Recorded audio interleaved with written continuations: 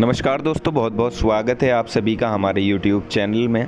आज की इस वीडियो में हम बात करने वाले हैं 16 अप्रैल से 22 अप्रैल तक के तुला राशि फल के बारे में। यानी कि अप्रैल माह का ये तीसरा सप्ताह तुला राशि के जातकों के लिए कैसा रहेगा, इन 7 दिनों में ग्रह नक्षत्रों की स्थिति कैसी होगी, किस तरह के योग बनेंगे और कौन सा ग्रह अपनी राशि बदलेगा और उसका प्रभाव आपकी दिनचर्या पर कैसा होगा। तो चलिए सब कुछ जानेंगे विस्तार से। आपका जीवन, पारिवारिक जीवन, प्रेम जीवन, दाम्पत्य जीवन, बिजनेस, व्यापार, स्वास्थ्य, शिक्षा, करियर, नौकरी, इन सभी चीज़ों के बारे में हम यहाँ विस्तार से चर्चा करेंगे।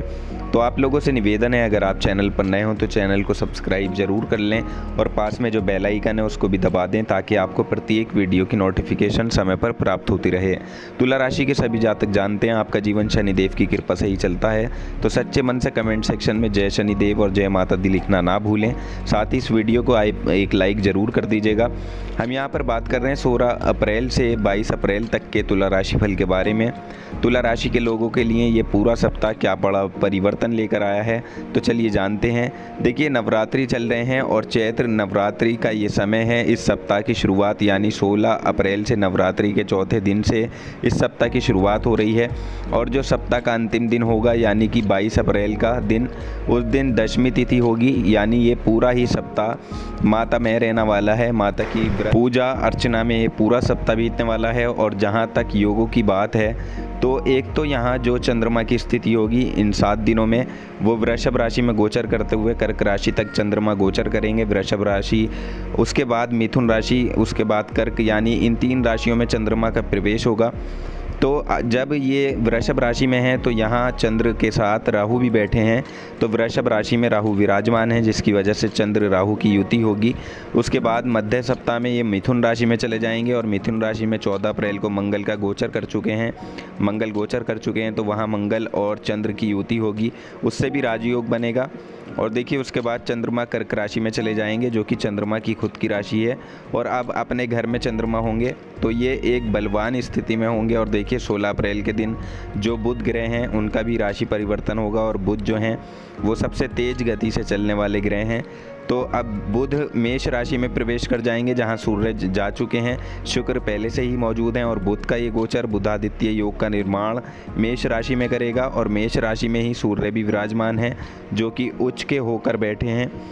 तो उनका प्रभाव भी तुला राशि के लोगों पर देखने को मिलेगा। तो दोस्तों, ये जो स्थितियां हैं ये बड़ी अच्छी निर्मित हो रही हैं, अच्छे योग बन रहे हैं, सर्वार्थ सिद्धि योग भी बन रहा है। और देखिए, एक तो बुधादित्य योग हो गया, एक लक्ष्मी नारायण योग हो गया और इसके अलावा जो नवरात्र हैं वो चल रहे हैं और सर्वार्थ सिद्धि योग भी पूरे सप्ताह में बना रहेगा।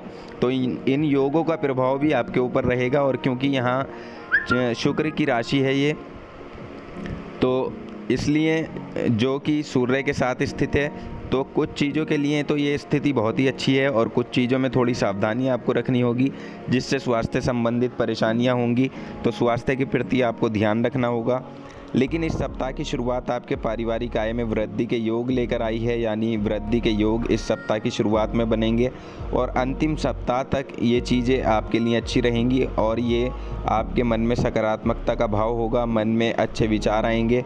और साथ ही आपके घर के जो छोटे भाई बहन हैं, जो बाकी सदस्य हैं, उनके लिए आप घर को जाते समय कोई उपहार भी लेकर जाने का प्लान कर सकते हैं। यानी अपने परिवार के सदस्यों को, चाहे वो आपके बच्चे हुए या आपके घर के छोटे सदस्य हुए, उनको इस समय आप खुश करने का प्रयास करेंगे। इसके अलावा देखिए, इस वीक में आपका व्यवहार देखकर लोगों को ऐसा प्रतीत होगा कि आप पारिवारिक मोर्चे को बड़े अच्छे से संभाल रहे हैं। आप काफ़ी खुश दिखाई देंगे, काफ़ी एनर्जेटिक दिखाई देंगे। लेकिन निजी जीवन में थोड़ी सी सावधानी आपको ज़रूर रखनी होगी क्योंकि निजी जीवन में शुरुआत में आपको थोड़ी सी अड़चनों का सामना करना पड़ सकता है जिसके लिए आपको अंदर ही अंदर कुछ घुटन महसूस हो सकती है। इसलिए वहाँ आप थोड़ा सा खुद को इन चीज़ों से बाहर निकालने का प्रयास करें, मेडिटेशन करें, योग करें और बहुत हद तक समर्थ होता है आपको ऐसे तनाव से निकलने के लिए। बाकी इस समय आपको व्यवहार आपके कार्यक्षेत्र पर आप बिल्कुल ना पड़ने दें, वरना आपको कार्य में मन लगाने में दिक्कत आ सकती है, आपका कामकाज पर से ध्यान हट सकता है। और साथ ही देखिए, जल्दबाजी में आकर आप कुछ भी ऐसा ना करें कि आपका काम अधूरा रह जाए। यानी अपने काम को यहाँ सबसे पहले पूरा करने की कोशिश आपको करनी है। और अगर आप कोई ज़रूरी काम करने वाले हैं तो सभी पेपर्स को आप अच्छे से संभाल कर रखें, उनको जांच लें। बाकी इस राशि के स्टूडेंट्स के लिए भी समय काफ़ी अच्छा रहेगा, और जो स्टूडेंट्स उच्च शिक्षा के लिए प्रयास कर रहे हैं उनके लिए बहुत अच्छी शुरुआत इस सप्ताह की हो रही है और आपको अधिक सफलता भी देखने को मिलेगी। ग्रहों की स्थिति आपके लिए बेहद अच्छी बनी हुई है। अब मध्य में देखिए, एक तो मंगल का गोचर हो चुका है, मंगल मेष राशि में आ चुके हैं। दूसरा जो गोचर हुआ है 16 अप्रैल से ही वो बुध का होगा, जिसकी वजह से मेष राशि में बुधादित्य राजयोग बन चुका है। आपके लिए यहाँ आपकी राशि का स्वामी शुक्र सप्तम भाव में है, और सप्तम भाव में ही शुक्र हैं, सूर्य हैं, और सप्तम भाव में ही बुध आ चुके हैं, बुधादित्य योग बन चुका है। तो इस दौरान आप अपनी मानसिक परेशानियों को दूर करते हुए दिखाई देंगे, शारीरिक तनाव को दूर करते हुए आप दिखाई देंगे। यहाँ किसी पुराने निवेश से भी आपको बड़े ज़बरदस्त लाभ की प्राप्ति होने वाली है, तो इस चीज़ को आप ध्यान रखें। जैसे कोई आपकी पैतृक संपत्ति है, या आपकी कोई ज़मीन थी, आपकी कहीं प्रॉपर्टी आपने ली हुई थी, या आपने कोई पॉलिसी कराई थी, तो अब ऐसी चीज़ों से आपकी आय में बढ़ोतरी के योग बनते हुए दिखाई दे रहे हैं, जो आपको बड़ा खुश कर देंगे। ऐसे में आपको अपने ऊपर ध्यान देना चाहिए, ऐसी योजनाओं पर ध्यान देना चाहिए, क्योंकि ये योजनाएं ऐसी होती हैं जिसमें आप निवेश कर देते हैं, चाहे आप थोड़ा करें, लेकिन ये फ्यूचर में, भविष्य में आपको बड़े मोटे लाभ दिलाती हैं। इसलिए कहते हैं कि छोटे छोटे अमाउंट में इन्वेस्टमेंट करते रहना चाहिए। और देखिए, सप्ताह का जो अंतिम समय होगा, जैसा कि सभी जानते हैं कि नवरात्रि चल रहे हैं, 21 अप्रैल का जो दिन होगा ये नवमी का दिन होगा। ये दिन माँ दुर्गा के 9 रूप की पूजा पाठ के लिए, कंजक बिठाने के लिए, कंजकों को आशीर्वाद प्राप्त करने के लिए बहुत ही महत्वपूर्ण दिन माना जाता है। तो क्योंकि ये समय आपकी आय में वृद्धि लेकर आया है, चंद्रमा अपनी राशि में होंगे, कर्क राशि में, और आपके 10वें भाव में चंद्रमा होंगे, जो कि आपके कर्म का भाव है, कार्य क्षेत्र का भाव है। तो ये स्थितियाँ बेहद अच्छी होंगी, आप कुछ अच्छे फैसले ले सकते हैं, या आपके घर वाले आपको कोई अच्छी सलाह देंगे, और साथ ही कोई नई कार, नई बाइक, कुछ ऐसी चीज़ों की खरीदारी के योग भी बने हुए हैं। तो इस दौरान हो सकता है कि जो बच्चे हैं उनको उनके पेरेंट्स ऐसी चीज़ें कुछ खरीद कर दे दें, या उनकी सलाह पर आपको एक बाइक खरीद सकते हैं। कुछ ना कुछ वाहन खरीदारी का योग ज़रूर बना हुआ है, जो आपको अच्छी खुशी देकर जाएगा। इसके अलावा आय में वृद्धि के संयोग हैं, और साथ ही इस दौरान आप अपने घर की ज़रूरतों को देखते हुए कोई वाहन खरीदने की इच्छा भी जता सकते हैं।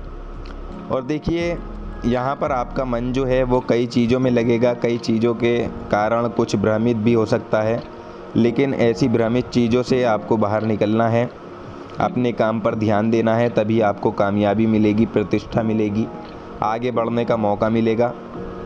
अब देखिए, सप्तम भाव में सूर्य का आना आपके रिलेशंस पर कुछ प्रभाव डालेगा, और ये रिलेशंस आपके अच्छे रहेंगे, लेकिन आपकी राशि के स्वामी भी वहीं बैठे हुए हैं, तो स्वास्थ्य का ज़रूर थोड़ा ध्यान रखिएगा।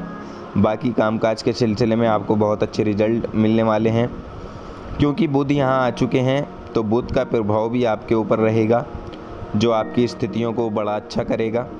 और नवम भाव में आपके मंगल बैठे हुए हैं, भाग्य भाव में मंगल का प्रभाव आपको ज़मीनी लाभ बिल्कुल देने वाला है, क्योंकि दोस्तों अब ये मंगल का ही प्रभाव है। अब आपको पैतृक संपत्ति से लाभ, ज़मीन से लाभ, प्रॉपर्टी से लाभ, ज़मीनी कार्य जो आप करते हैं, प्रॉपर्टी डीलिंग अगर आप करते हैं, ठेकेदारी करते हैं, या आप एक बिल्डर हैं, तो अब आपको बहुत अच्छे लाभ की प्राप्ति होने वाली है। इसलिए तैयार रहें, ये सब आप लोगों के लिए बहुत अच्छा रहने वाला है। और इसको और अच्छा बनाने के लिए आप यदि शनिवार के दिन कच्चा कोयला दान करें, तो इस दौरान बहुत ही उत्तम रिजल्ट आपको देखने को मिलेंगे। और इस नवरात्रि का जो अंतिम दिन होगा, उस दिन आप छोटी कन्याओं के चरण छूकर उनका आशीर्वाद ज़रूर प्राप्त करें। और ये पूरा ही सप्ताह आप लोगों के लिए खुशियों से भरा रहने वाला है। इसका फ़ायदा बस आपको उठाना है। थोड़ी सी सावधानियाँ जो बताई गई हैं आप उनको ज़रूर रखिएगा, और स्वास्थ्य का ध्यान आपको रखना है। तले भुने भोजन से आपको थोड़ा सा परहेज करना होगा। अगर आपको ब्लड प्रेशर की समस्या है, या मधुमेह की समस्या है, या हार्ट की कोई प्रॉब्लम है, तो आपको तले भुने हुए भोजन से परहेज करना है, अपने स्वास्थ्य का पूरी तरह से ख्याल रखना है, दवाई का समय पर आपको सेवन करना है। तो ये पूरा सप्ताह आपके लिए बहुत अच्छा रहने वाला है। तो दोस्तों, जानकारी पसंद आई हो तो वीडियो को लाइक और शेयर ज़रूर कर दें, चैनल को सब्सक्राइब कर लें। धन्यवाद।